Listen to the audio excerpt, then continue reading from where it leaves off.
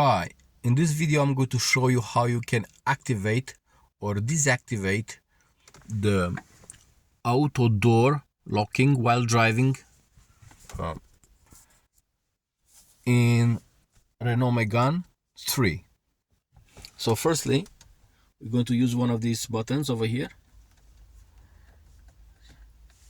Let me start from beginning. Okay, so we're going to use one of these buttons until I'm going to reach settings menu. And now both of the buttons, we have to push both of the buttons in the same time.